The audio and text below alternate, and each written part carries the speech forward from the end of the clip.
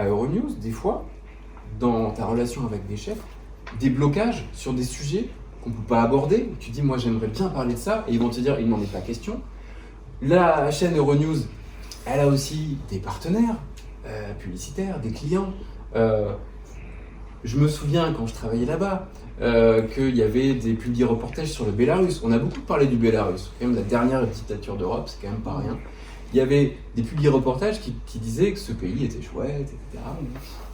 Et est-ce que toi, à cette époque-là, tu aurais pu dire, moi je vais faire un sujet sur le Bélarus pour dire la vérité sur le Bélarus? Est-ce qu'il y a un mur entre la pub et la rédaction? Il y a un mur, et le deal c'était un peu ça. Alors, c'est vrai que là tu touches un point sensible, moi je me suis beaucoup battu, puis j'ai fini par renoncer contre ce genre de publi-reportage, surtout sponsorisé par des régimes douteux. On a eu l'Azerbaïdjan, on a eu Oman, Arabie Saoudite.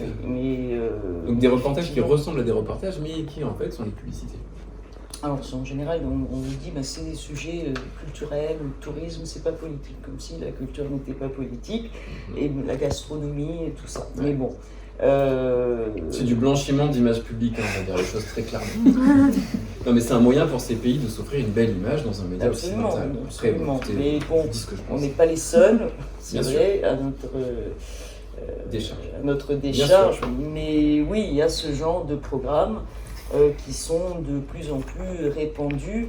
Et le danger, c'est en plus qu'à une époque, les publi-reportages, que ce soit financés par des dictatures ou par des grosses multinationales, avaient l'air de publi-reportages. On ne se trompait pas sur le genre.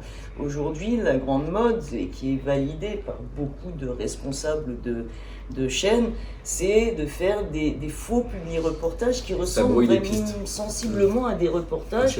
Les indications de ce programme est sponsorisé par sont de plus en plus minuscules, enfin, donc ça ne dit plus autant son nom que ça pouvait être le cas auparavant. Donc c'est un peu le piège. Maintenant, pour répondre à ta question, oui, moi quand je savais qu'on était en train de négocier des trucs avec le Bélarus, je dis bon, je vais partir au Bélarus, et personne ne pouvait me dire non.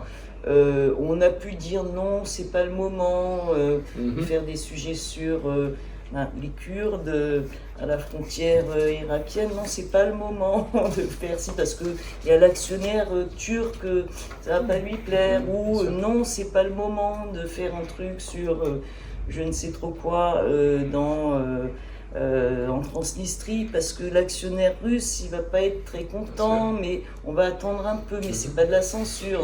On dit jamais non ouvertement.